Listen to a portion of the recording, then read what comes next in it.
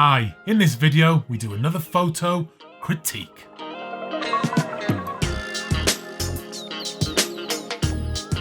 Hi, I'm Adam and welcome to First Man Photography, the channel that will help you take your photography to the next level. If you haven't done so yet, please follow me on Instagram. I think it's a great place to share photos, see each other's work, and there's also some great conversation going on. I'll put a link down in the description and I'll see you there.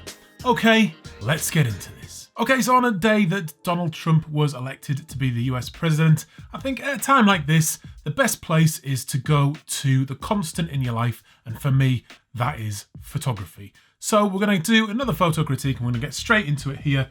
And I've been contacted by Nick Jones. I'm just going to read out what he says because it's a nice little email. He says, "Hi Adam, I've sent over my link for a photo critique. I'm still very much learning, but recently returned to photography after 30 years.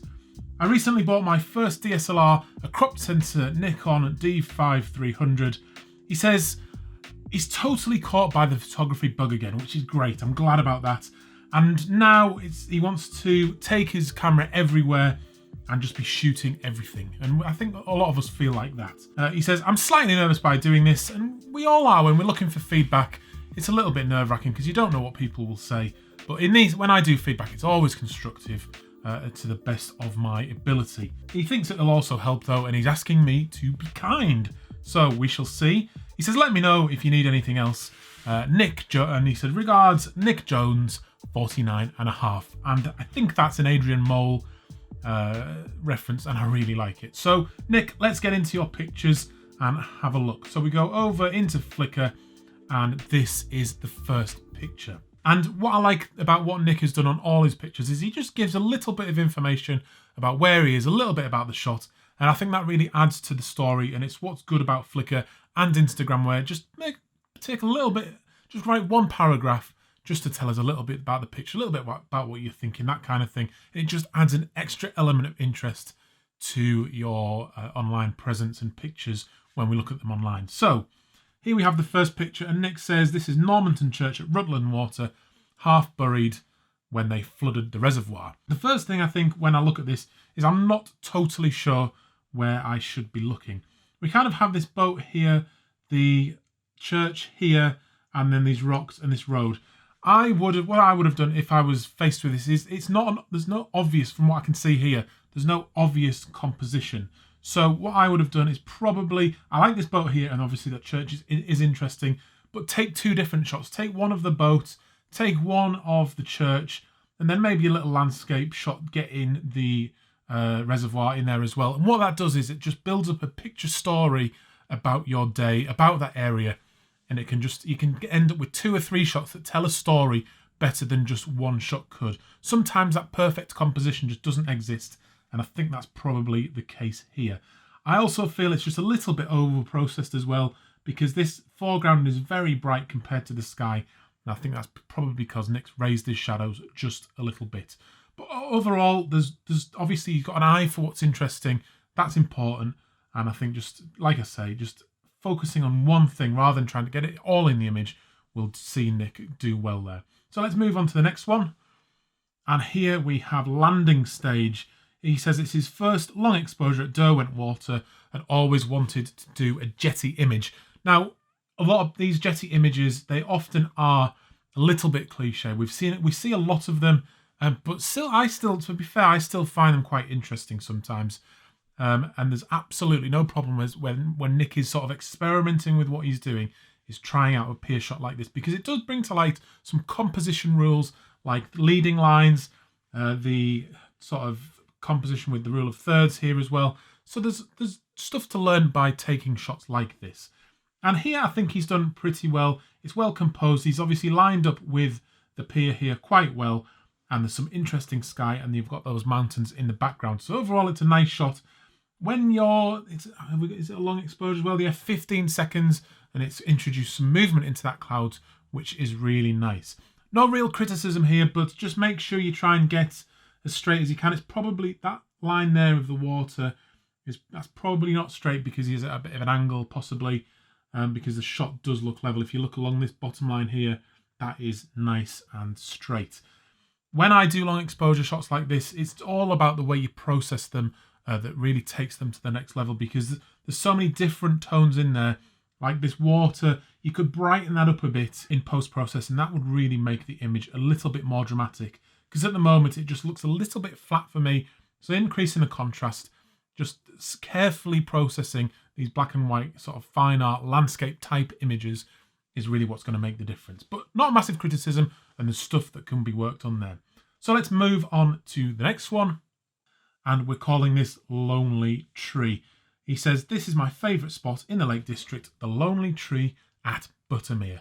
And it's a really nice scene, isn't it? We've got lots of detail in there. And we have the lake here, this tree, which is captured nicely and composed nicely, I must say, because he's managed to get into a position where the tree is sort of coming above the mountains in a picture like this. And it really, really frames this mountain really nicely. I really like that. And again, we've got a slightly long exposure with 39 seconds, which is introducing that movement into the clouds, adding to that drama.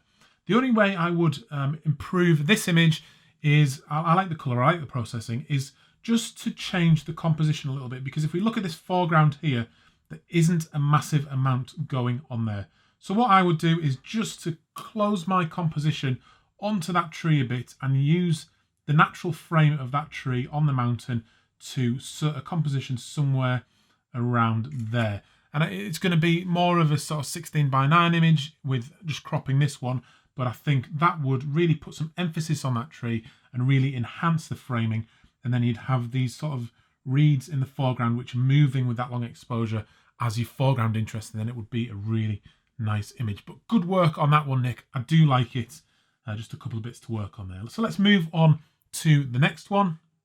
So here we have Kelpies. He says, just stunning sculpture in Falkirk, Scotland. It was so busy, so I used a 10-stop filter to give the dreamy sky feel and get rid of the people. I've written about this before on my Medium page about removing people with long exposures. If they're moving around and you're doing a long exposure, because they're moving around, they won't appear in one place in the final image, and it's an excellent way of removing people when you're in a busy area where you don't want people in the shot. And that's what Nick's done here to great effect. I also like the interest in the clouds as well. And overall, it's a nice image. I think you've just got to be careful about this glow around the edges here as you're increasing your shadow area.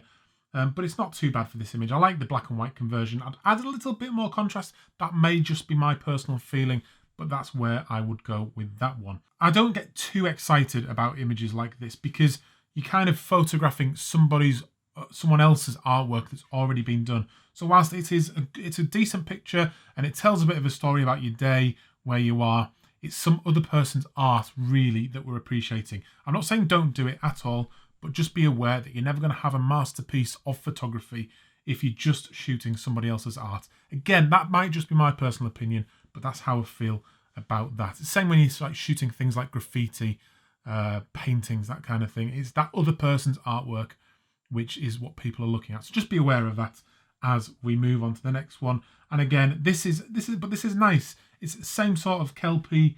We've got a reflection. The sun's gone down, people had left, and this was crying out to be photographed. Absolutely fine, Nick. Really happy with that. And I like the reflection you've got here, and you're sort of selling that person's art there in a nice way. It's a nice sort of story of your day. Just be careful about where you're clipping it at the top, because you cut the ear off at the top, which just makes it feel a little bit unnatural, but not too much of a problem. We'll just move on to the next one there. Okay, this is quite a striking image as soon as it pops up, and he's called this the bridge to nowhere. It's obviously the fourth rail bridge on a foggy afternoon, and he said there's no colour, so went for black and white with a long exposure, which I think is a really good decision. And this really, really low angle is quite interesting, I think. It's certainly not what I would, if I was setting up my composition in a similar area, it's certainly not something I would go for, but that's what's so good. Obviously, Nick's gone to a different place. He's thought about something different with his eye, and it's quite an effective image because it's not the sort of normal shot that you see of the fourth bridge. Black and white, perfect decision here. Just make sure you're maximising those whites and those dark areas to get that contrast spot on. I think you could go a little bit whiter on there and it would add a bit more drama to that image. I'm just making sure I've got my brightness right there, just so I'm getting the full effect. But that is on maximum brightness. I'd just go a little bit higher on the whites on that one. It will really bring out that sky. Again, composition wise, you've got some really nice detail in here, and you can see as you go further away and you go up a bit, that cloud is coming into play. And that's just I really like that image. It's interesting. It's not what you would obviously immediately think about shooting, but I do like it. And he's obviously, the rule of thirds isn't really applying here because you've got your horizon line right down the middle. But for me, that works here. Good job, Nick. I like that one. Let's move on to the next. And this is what I mean. Nick's trying different things, which is what I really like here.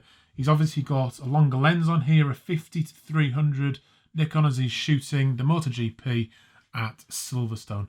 I do like Formula One, but I don't watch the motorbikes as much, so I'm not quite sure who these three bikers are, but it's a good shot. He's got it composed really nicely. You can see the bends that they're going around here with this curb, and the three of them are banking. It's a really nice action moment captured. There's not a really lot that we can improve on there, I don't think, with what Nick's working with here. I'd just be careful about how much vignette you're adding, because I don't think that lens would have put that amount of vignette on, especially at f5.6. So it's probably been added in post, which is good. I do like it. I just think you could just pull it back just a little bit, or if you've added it in Lightroom, you can just add a little bit of opacity to the vignette, because I just think it's just a tiny bit too much, but that's just my opinion. Overall, it's a great shot. Nice work, Nick. Again, let's move on to the next one. Okay, here we have Times Gone By, and Nick says, beautiful Victorian pier just south of Bristol on the M5. Found this pier midway in really harsh sun that washed out anything I tried to shoot, so he went for a 10 stop. He's not totally happy with the composition, as he feels it's a bit too high on the right hand side. Now, definitely the right decision to go for the long exposure here if that's what you were wanting. Smoothed out that water a little bit and introduced some nice interesting movement into the sky. I agree with him that the composition isn't quite right. I don't think, again, this beach here is particularly adding anything to the foreground. That's probably my main issue. You can just solve that just by put the legs of your tripod into the water, and then you could use some of these rocks here as your foreground interest. And then you can experiment around with where you put the pier in terms of where it comes off the top of the screen. Sometimes it works better when it kind of goes from up high in the screen here down towards the middle. But that's different images work differently. Sometimes that works, sometimes it doesn't. But for me, the main thing is just to get a little bit closer to that water and use some of these rocks here as your foreground interest, because I don't think this beach is adding anything. Oh, the processing is interesting, maybe a little bit overdone for me. This green's quite bright. The sky's a strange colour. But again, it's personal preference. Let's move on to the next one. Okay, when I first saw this, I really liked it. It's called Daymark Tower. The Daymark Tower is in Devon, and he's loving the leading lines to the tower. Tried different angles, but ended up with the horizon in the middle, but does show the land, sea, tower, and sky. So I actually don't think the horizon line is quite in the middle. That's actually what I thought would be the improvement in this image, as if it was, because you've got it's almost it's somewhere between the middle and the rule of thirds there, because this is your horizon line here, and it's a striking image. It's the leading lines are absolutely perfect. It draws you straight in to the tower here, which is really interesting. I just think if Nick had brought it down this tower a little bit in your image, get a tad closer, not a massive amount, but if you had a wider angle lens, it'd really work as well. Just go a tiny bit wider, a tiny bit closer, and then break the rule of thirds and bring your horizon down into the middle. But then this would really be the centerpiece of the image, a little bit bigger in your frame. But Nick has clearly got a good eye.